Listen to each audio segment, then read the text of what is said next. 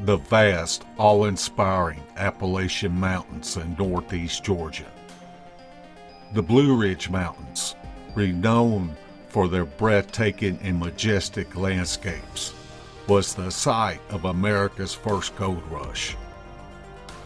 In 1828, while deer hunting, Benjamin Parks discovered gold, leading to an influx of more than 10,000 people to strike it rich on Cherokee land. Imagine the masses that came from cities and was baptized into a life or death struggle with the environment domain of the mountains.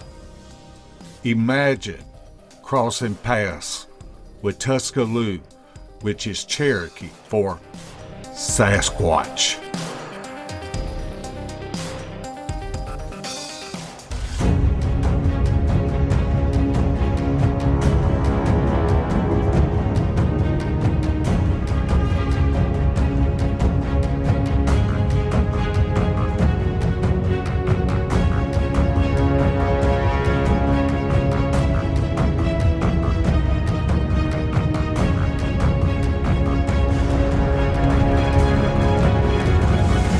Scott and Sheila Granger. We have Squatch fishing outfitters here in North Georgia mountains. We started into this venture back in around 2020. We had been going off with some other groups, but we were doing it anyway. We were meeting a lot of nice folks and gaining a lot of good friends. Me and Sheila got looking at things, how they were, about the money wise and everything, and the folks we had talked to. And it seemed like everyone was wanting to do this, but we saw that there was a whole bunch of interest. So we sat down and we done a lot of soul searching and number crunching and everything, and we finally figured out, we could actually really do this and make it where it's affordable for anyone that wanted to actually go and do it. We kicked off the idea and started into this. We've done our researching and everything, figured out what all we had to really get done, and paperwork-wise to make everything where it was on the legal aspects of it. And we had no idea there was so much paperwork involved, or so many, or permits required, or really what we needed until we started, and it wasn't just an overnight thing by a long shot. No, not by no means at all. The National Forest System has a very unique system going, where if you do anything they consider it commercial, to where you do any kind of charge or anything to anyone for fly fishing or whatever you're doing, any kind of outdoor activities, you have to be permitted to utilize their lands. So I applied for it and I got all the paperwork in, and that was a monstrous amount of paperwork they wanted, and they were extremely detailed about the things you do, what you use the land for. How many people are you going to take? Which our goal was never to have, we don't want 50 people at an expedition. It's, keep it small, because the smaller amount of people, the more likely you are to have some kind of activity or, see more with a small group. So we try not to take over 10 paid participants. Not only do we Bigfoot hunt, we have just good socialization. We eat really good. We always wind up cooking way too much. And just, you come out of this making new friends. They feed you well, no doubt.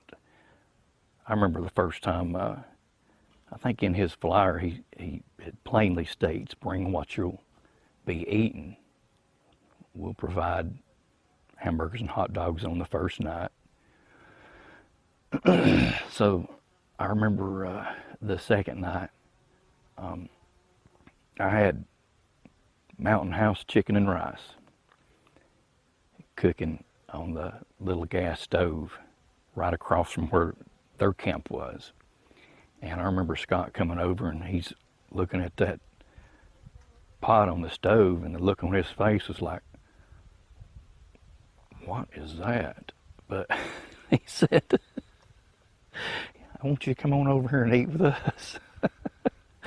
I said, no, I'm fine. I'll be on over after I finish eating. He says, he's still looking at that pot, and he says, no, come on over here.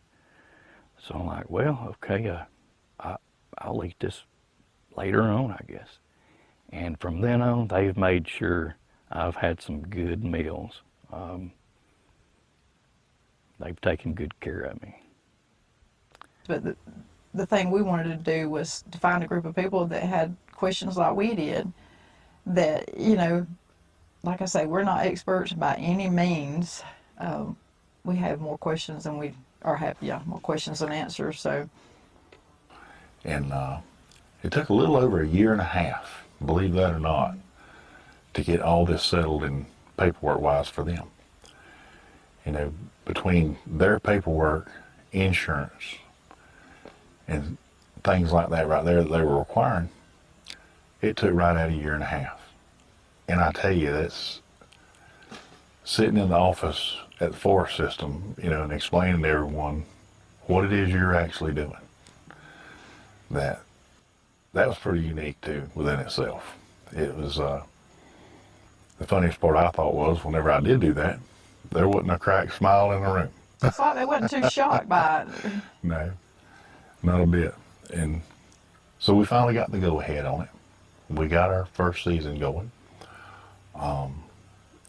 Got our first expedition under our belts. I was actually surprised to find out the number of folks that come to us and say, you know, y'all are the only people that do this type thing, you know, that we have found, other than large groups. And that's kind of unique within itself, and, you know, we kind of feel good about that. Because like I said, we strive to make it to where anyone that wants to go on one of these things, they can.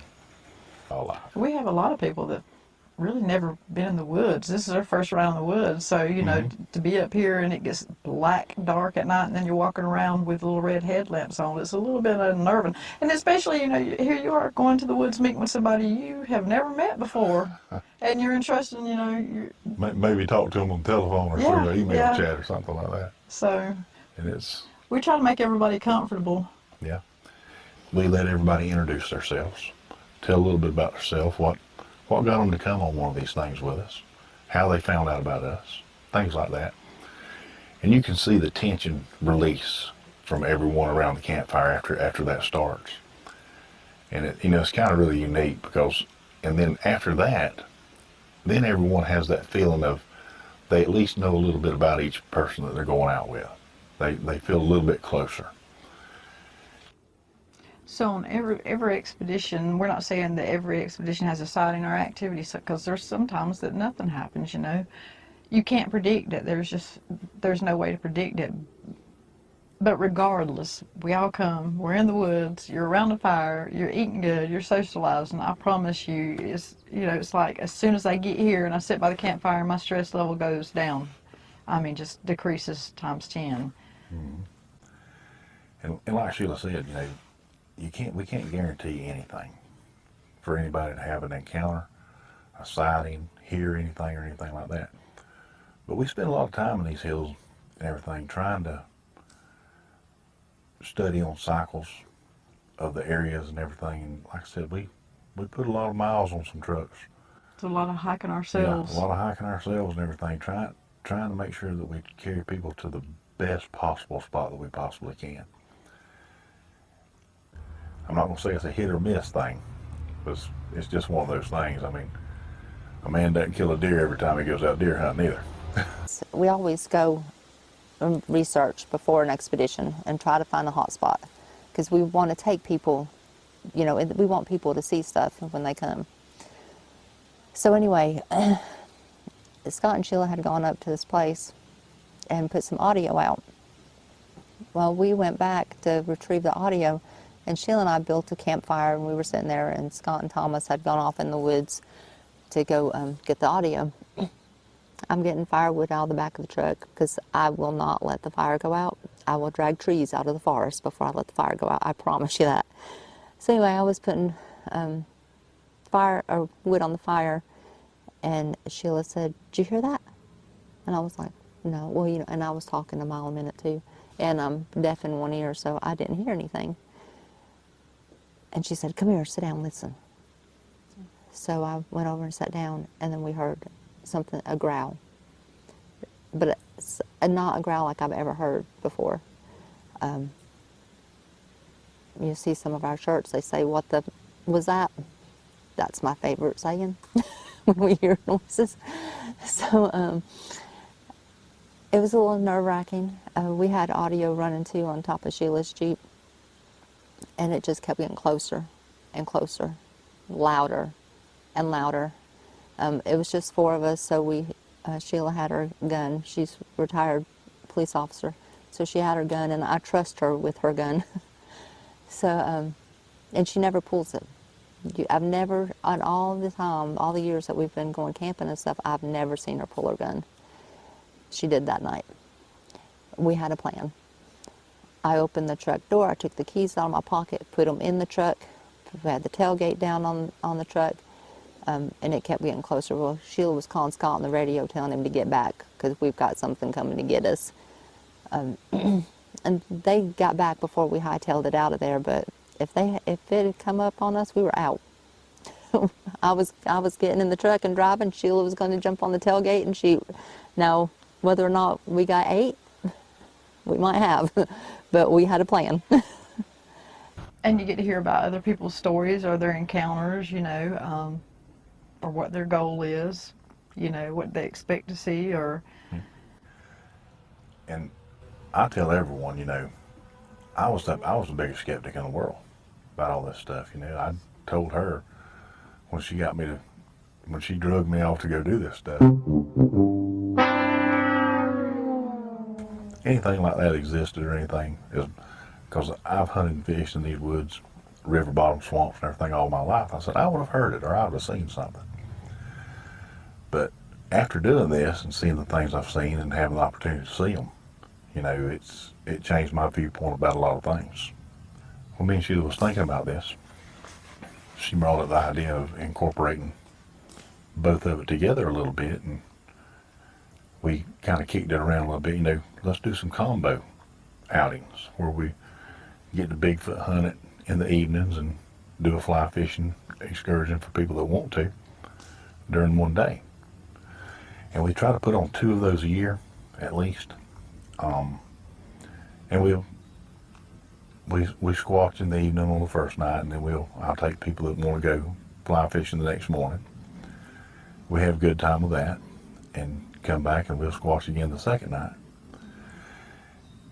And I get asked a lot, a lot of people, they want to go fly fishing, but they've never done it. They're scared to death of it for some reason. And I specialize in teaching people that have never held a fly rod in their hand to fly fish up in these small mountain streams. It takes me generally about 30 minutes of working with someone to get them to where they're casting everything right. They're understanding the way the water works for them and all. And usually in about 30 minutes, I have them from the practice spot to on the water fishing. And I've had a lot of people tell me that if I had known it would be that simple, I'd have tried this a long time ago. All of us, we learn something every day. Believe that or not, that's true. There's an old saying from the old timers, the day you quit learning, 3 days later they'll plant you. And I believe that. But he's very patient. He taught me how to fly fish, so if he could teach me, believe me, he could teach anybody. He's very patient. And I'm going to tell this on you a little bit. Uh-oh. The hardest person to teach anything is your spouse.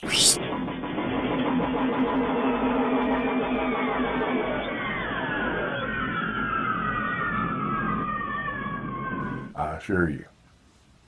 But I don't know if I like that way. It's, and I really enjoy it. And someone taught me to do it. And that's a little bit of my way of giving back to some things. Because there is nothing more exciting than to see a person, especially a youngster, get to catch that first fish on a fly rod. You get to see the excitement in them. I mean, even grown men, their first time to catch one, you get to see that excitement. I think the best thing that I like is when we take people out and somebody does have you know, a sighting or any activity, and you know, it just makes them, like I say, once you start and you go down that rabbit hole, be careful what you wish for. So,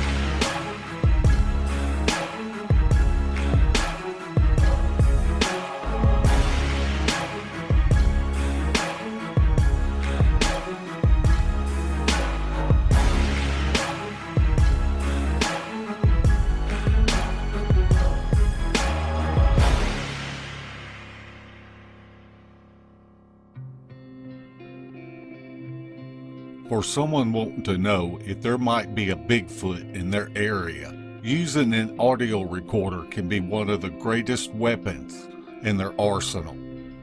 Being able to capture what happens in the woods while one is there or not can aid where the searcher should focus his efforts. Compared to other equipment, recorders are inexpensive, and the software to analyze the audio is freeware. Each animal species has their own unique frequency signature that is measured in hertz. The spectrogram gives us a visual picture of what the analyst is hearing, although we cannot prove what species of animal it is unless we witness the creature vocalizing with our eyes. But by uploading the clip to the spectrogram, science can attest whether the frequency signature matches a documented animal or not. The Squatch and Fishing Outfitters team has been successful in capturing audio of vocalizations, knocks, rock clacks, and trees splintering and crashing around us. Here is one example that Sheila recorded while on one of our expeditions. The clip starts off with a distant grunt that you might need to use headphones to hear. but as you can see, it is imprinted on the spectrogram. Then a second vocalizer responds with 2 howls and a rock smacks next to Sheila. Notice the frequency signature differences between Scott and Sheila talking and what we believe is a Bigfoot. This audio will play 3 times.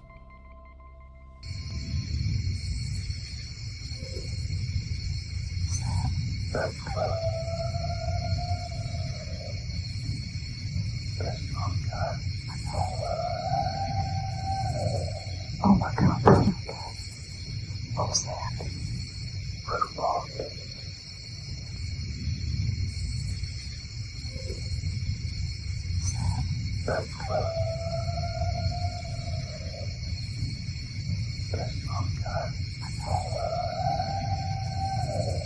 Oh my God. What was that?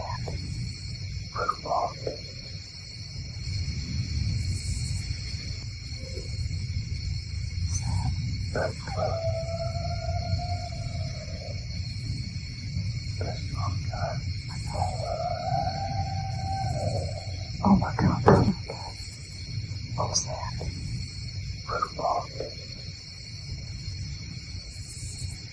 So 92 was when I was initiated. I'll say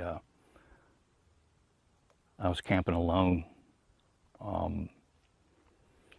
sleeping in the bed of a truck just under a tarp. Sometime during the night, I heard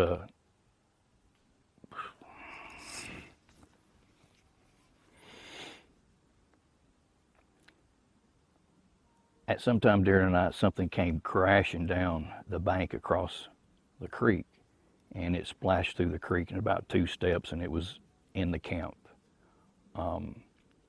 Walked in between the truck and the fire pit, and I heard the thing breathing. And from the tailgate, what I heard breathing was another 3 to 4 foot higher than the tailgate. It walked on to the forest road after stopping there, and I was convinced it was on 2 feet. I heard it crossing the forest road, crunching the gravel. From 92, I never spoke about that. There was no good platform. There was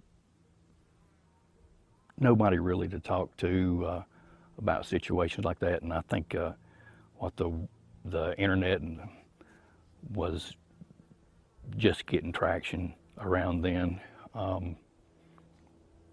So in 92, there was really no good platform.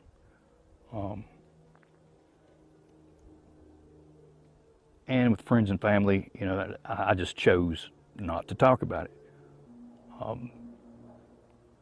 As of 2016, I was camping just 4 miles past the spot in 92, and sleeping the same way in a truck under a tarp, just a truck bed. At some point during the night, the tarp got loose, so I got up, started tightening up the tarp, and I heard tree knocks. It was just like Babe Ruth hitting a home run, just crack. Had the spotlight inside the bed of the truck. Reached in and grabbed the spotlight, and I lit up the woods around me. Of course, I didn't see anything. But the thing that was going through my mind right at that moment was the situation that happened in 92. And I thought, there's something to this. And I climbed in the cab of the truck, and I tried to get some sleep, but I never did the rest of the morning. I remember occasionally I would reach up to hit the headlights in case something was walking in front of me. But at the crack of dawn, I got out of the truck and started looking around, and thought, there's no way I'm staying here tonight. So I packed up and came home. I continued to go out there, continued camping there. But from then, I was camping in a horse trailer. A little more protection, I thought. I would still hike, even if I just wanted to spend one day out there, I would go out for a day hike. Smoky Mountain Bigfoot Conference, the first one. Met Kerry Arnold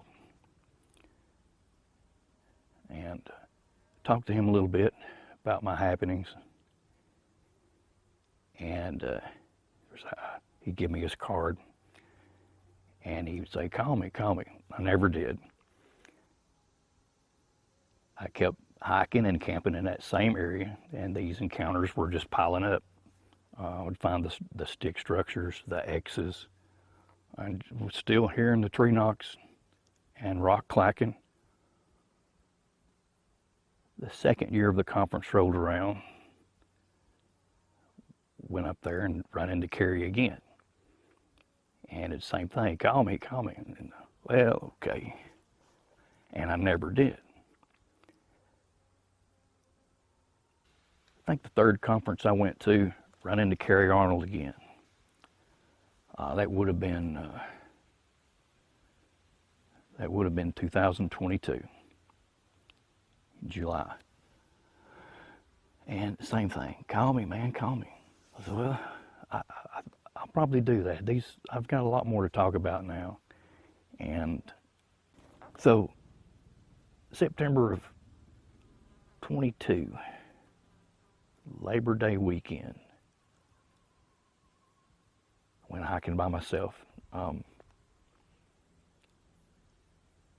Just took a black lab with me I had, and we hiked 2 miles, 2.5, it was 2.5 miles out, and I had cameras, I had a GoPro, the phone, and an audio. On the way back to the truck, I was pooped, and I had put all that stuff up. I had to just get me back to the truck on my mind. I was pooped, and it was getting hot. The dog was a little ways in front of me, and I hear this screech, whistle, like they would come from a hawk if it was soaring. But what I heard was down in a ravine. It was low, and it was down on the ground under a canopy. And I thought, well, that's odd, but didn't think nothing about it. I was just getting me back to the truck. And so just playing around, I mimicked that screech and kept hiking. The dog was still a little ways in front of me. Within about a minute, he does an about face after he does this sound like Scooby-Doo, and he darts back to me, and I look ahead of him, and I see this thing crossing the road, the old forest road. What I could see was mid back down, and at that moment, I stopped dead in my tracks, and Macon was in and out of my legs, pushing on my legs, and I'm still standing there with my mouth open. What in the world is happening? What is that? But it went behind a tree, and I never seen the rest. I never seen it come out from behind that tree, but I heard the path it was taking. It continued on up the hill, and I'm still standing there. I wouldn't call it a time loss, but I didn't know I was in the world. Get home, and that's when I emailed Kerry Arnold. He said, I'll call you when I get home. I'm on the job now, and I want to go over that with you. Okay, good. And he never made it home. And I was gutted. It was right next to, when I tell you it was right next to the camper, that whoop, and it woke you up out of a dead sleep. And I'm a heavy sleeper. I mean, anybody can tell you I've got 5 or 6 alarms in the morning time because I just hit snooze or I had my phone under the pillow. So when that whoop came and woke me up, and then you heard the footsteps on the side of the camper. And Thomas was like, open the window. No, I'm not opening the window. I told him, shut up, don't breathe, don't move, just be quiet. And then after it went through the camp, then we heard another whoop that was over behind Scott and Sheila's camper. It's like an adrenaline junkie. People who skydive or climb cliffs or whatever, they know that they're in danger, but they keep going back. We feel pretty safe out here. We have skilled people. We know when to get people out, and we have before. We've said, okay, it's time to go, because if something's getting aggressive, we're not going to risk anybody's lives, so we get out. It's a good time, and it's not. Some people could think of it like a hobby. It's not even like that anymore. It's kind of like it just becomes a part of your life. I don't even watch TV, so people talk to me all the time about all the Bigfoot TV shows and all that stuff. I've never even watched them. I've watched a couple movies that people have told me to watch. But this is just learning on my own, and I don't want to be influenced by what's on TV. I want to learn, I want to find out for myself, because, I personally, TV's TV, movies are movies, it's actors, right? So, and I'm not saying that they're fake by any means, but you get those TV shows and the movies, and I just don't want to be influenced by them. I'd rather find out on my own. But there's some scary stuff out here, and we just live with them. Just like the people in Atlanta. There's some scary people. I'd rather live out in the woods with Bigfoot than live in Atlanta. Or any other big city like that. That's a little scary to me. I've had a couple of extremely nervous times. They call it a bluff charge. Me and Sheila and a group of our friends were hiking up a road one evening. And as we were hiking up through there, we hear something coming off the top of a ridge. And that ridge is covered in mountain laurel, and it's thick. And when we start hearing it coming off there, it's like a D9 cat coming down through there. And all of our headlamps, when we throw our heads around there to look up at that ridge where it's coming through, you can actually see the mountain laurel parting as it's coming down towards us. And we both braced up like we are fixing to get run slap over. And it's, it's that inevitable feeling that your curiosity is just, how bad is this going to be, kind of deal. If you've ever been in a car wreck or anything, that type feeling is running through you. And about 10 yards, when it got to be about 10 yards away from us, it just stopped. We don't know if it jumped over top of us. There was a trail right there it hit or something and went one way or the other, but it just stopped. And you would think there would be a moment of relief, and there kind of wasn't, because you're already anticipating things and you're expecting something to truly happen, and it doesn't. It's a shock and awe factor at that point. Well, after all this goes on, all of our friends, they want to continue hiking up the trail, and I'm thinking to myself, no, we really probably need to be heading back. And they finally talked me into going on up, and I'm like, we got to walk back through here again. And we just had this happen. And at that point in time, I wasn't much on pushing the envelope about a lot of things, especially after seeing that one. Had another instance where a group of us was off camping in a very remote area, and we had some things come in toward the camp, and they were tree knocking all the way around our camp. And they were staying just outside the light of the camp and beating on trees like there was no tomorrow. And that was a little unnerving time, because when we all bedded down that evening, it walked into the camp. And it was like the Jurassic Park movie, you know, where if you'd had a glass of water on the table there, you'd seen the vibration of it. And it walks within about 8-10 yards of our tent. Kind of stands around in there and walks off. And that was a very, very unnerving time for me.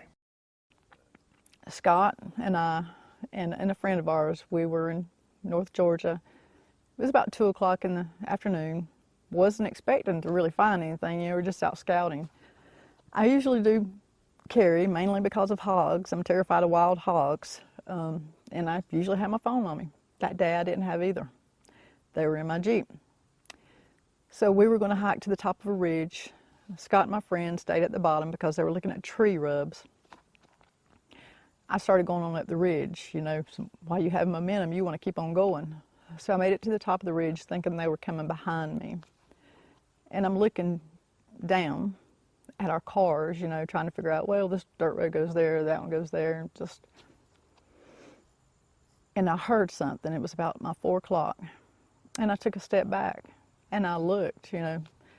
This was in September, so some of the foliage that was falling, so you could see really good. And I see something about 25 yards away. And it moved. And, you know, in my mind, I'm thinking, what is that? You know, it moved, just barely moved. And I'm looking at it and I said, Scott, because I thought they were coming up. They still were not coming up. They were at the bottom of the ridge. And whatever it was, had hands around the tree. And this shoulder was still on that side of the tree. And it was kind of like moving, like that, swaying.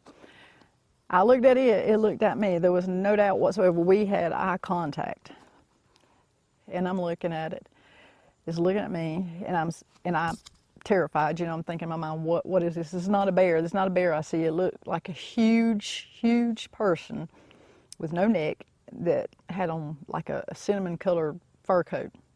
On the face, there was no hair on the face. It looked like dried clay or worn leather. And I remember, you know, hollering, Scott! And, you know, that time he realized something's going on, so they come up the ridge. But when I hollered Scott the second time, whatever it was, dropped like a puff of smoke and took off. Well, they got to where I was, and I pointed out. It was standing there, it was standing there. So Scott stayed where I was, and myself and our friend went over to where I saw it, and it was on a decline. So if I would have said, you know, this thing thought it was 6 foot tall until I got over there and I realized it was on a decline. So it was probably about 7.5 foot tall.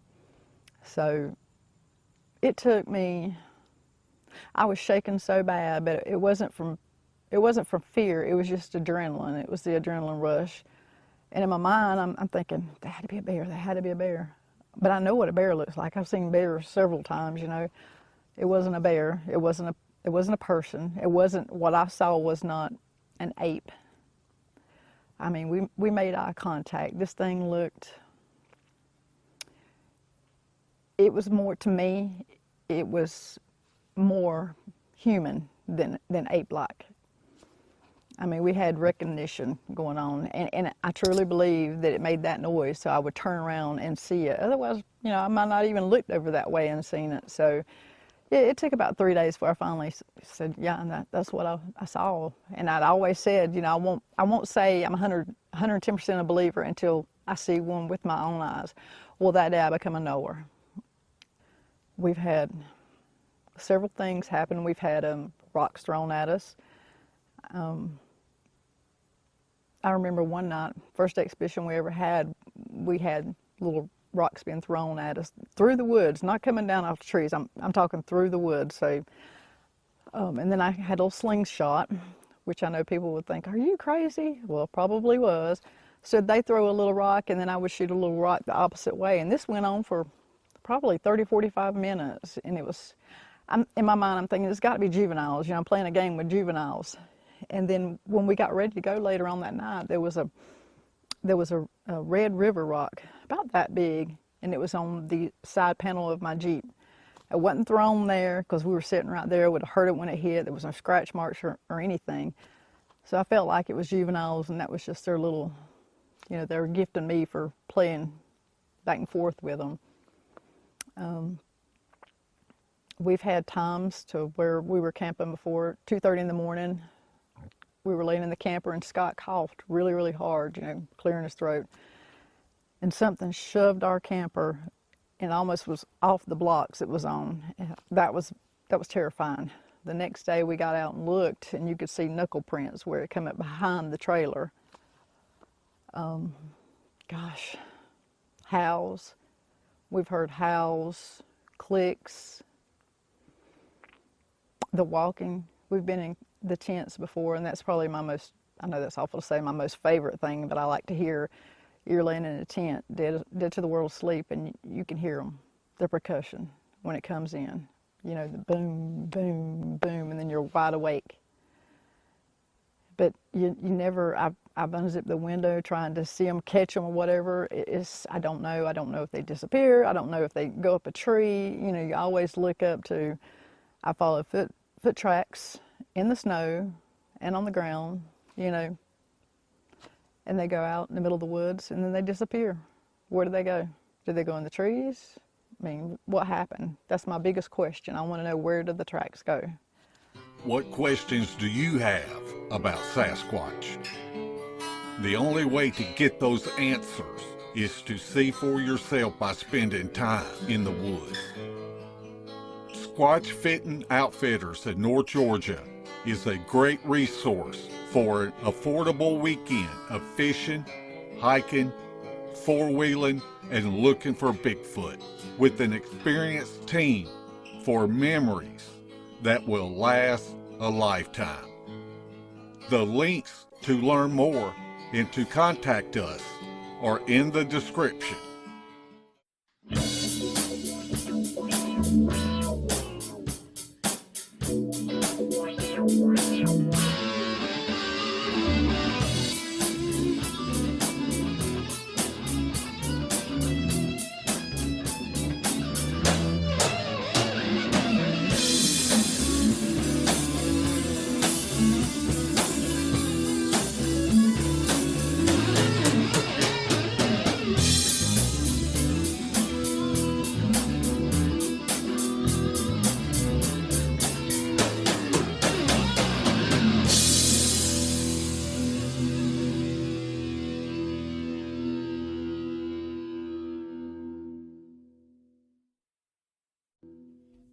This has been a Sawdust production.